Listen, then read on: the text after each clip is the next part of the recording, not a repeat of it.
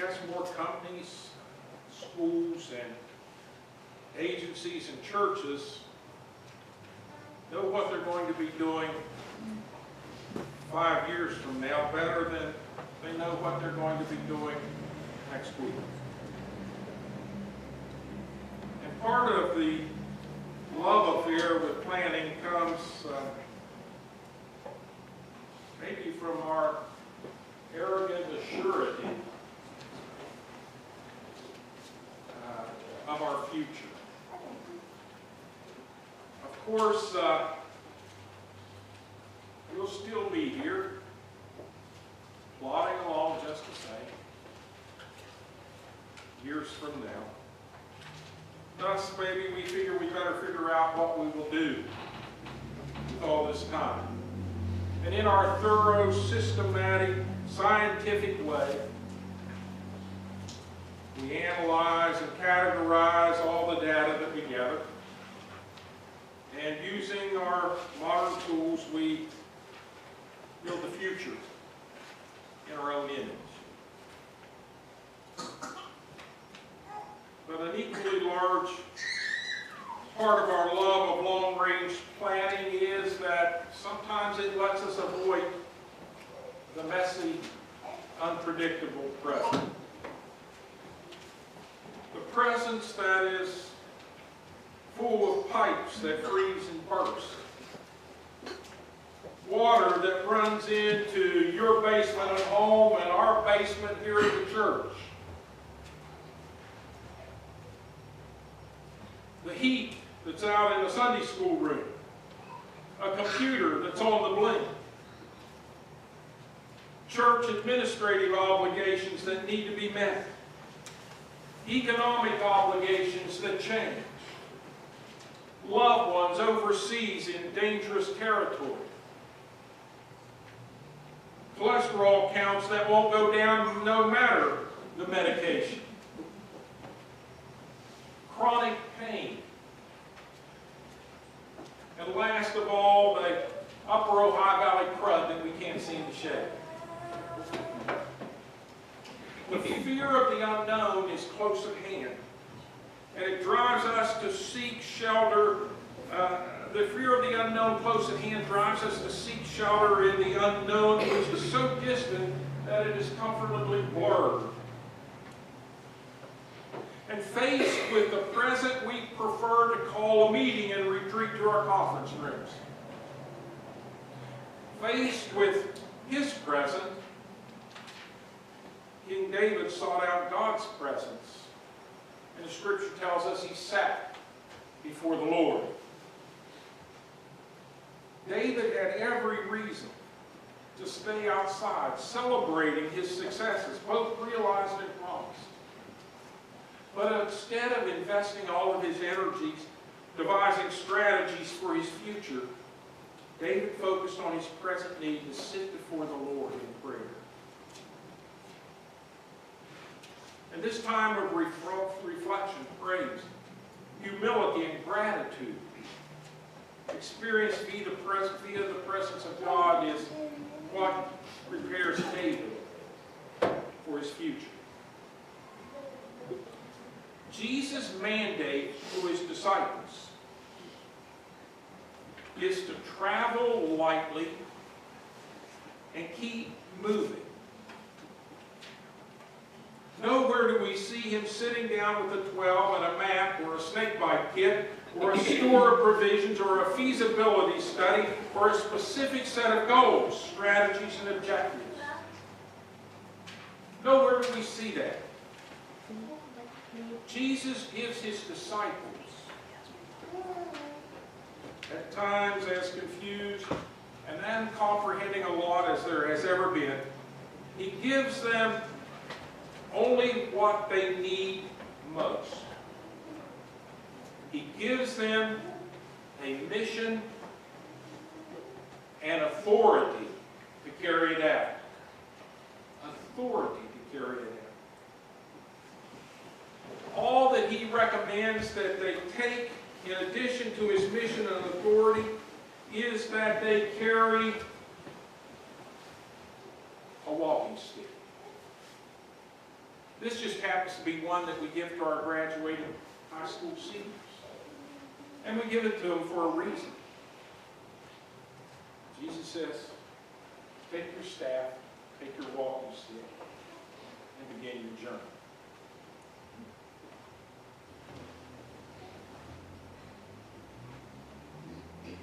Take this as a personal goad to keep moving when the terrain gets rough or they get weary. I've got a walking stick, and sometimes I go places where it is very difficult to maneuver, particularly as you get older and your joints aren't as flexible as they used to be, and your balance isn't what it used to be. And I love to fish the headwaters of native trout streams. And much of my time is spent fishing a load, which concerns Donna immensely sometimes. And so, because of the difficulty of the places I go, straight down over mountainsides, covered with unstable rocks and slick leaves and laurel and roots sticking out that catch your toe and trick you, because of the streams that I fish in where the rocks are moss covered, uneven footing and boulders to clamber over and around, and then when you're done fishing, that mountain that you came down over, you got to go right back over. And so, when I'm on a journey that's tough and difficult, the first thing Donna asks me when I leave the house, it's not whether you've got your fishing pole. She says, do you have your stick? And this is it. Works real neat. It collapses into 4 sections, fits in a holster, and it hangs right on your belt. You got your stick. That's her question. You got your staff. You got your walking stick for the difficult journey. And I say, yes, I have it. And it's gotten to the point in time that I would not go without.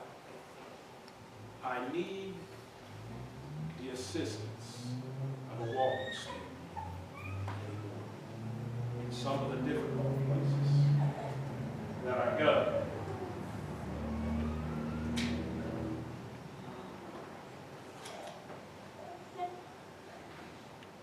And so Jesus recommends that they take one thing with them. Scripture calls it a staff. I call it a walking stick. And it's to use as a personal goad and a tool to keep them moving when the terrain gets rough and they get tired and they need something to lean on. Today, the church would never dream of starting on such a significant journey without what we now envision as adequate provisions. Yet for all of our carefully considered plans, it's doubtful that we are ever as prepared as either David or the disciples for what the future may offer. David, you see, was prepared through his willingness to sit before the Lord in prayer.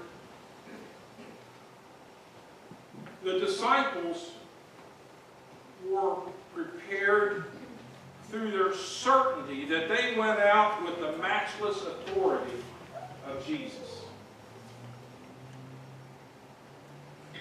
Does the church, do we folks, have the confidence in that authority or in the power of humble prayer? Do we? Do we? Does the church In fact, even remember that it's called to embody a mission, not just live out a survival plan.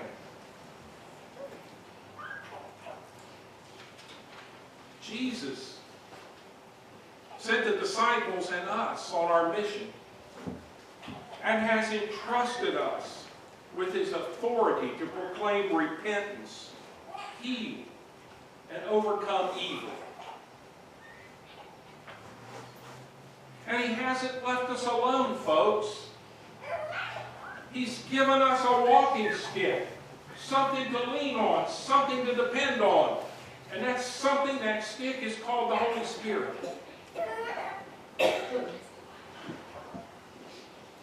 When Jesus gave his disciples and us the Great Commission, you remember? Go into all the world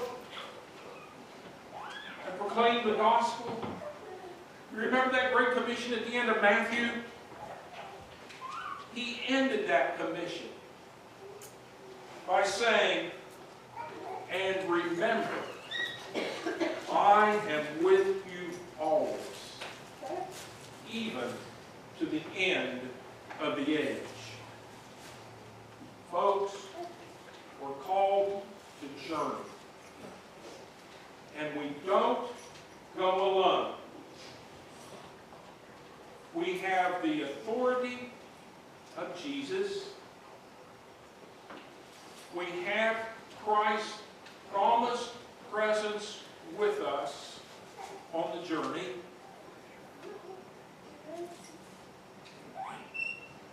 And when the path gets rough and uneven, and our knees and our ankles get weak, God gives us a walking stick to keep us upright and on the move. And that walking stick is the Holy Spirit. And so God not only calls us on a journey, but God equips us for the journey, God sustains us on the journey, and God keeps us on our feet and moving. And God gives us food for the journey. And you'll have an opportunity here very shortly to partake of that food. The food that Jesus calls my body and my blood. I'd ask for you to turn to page 12.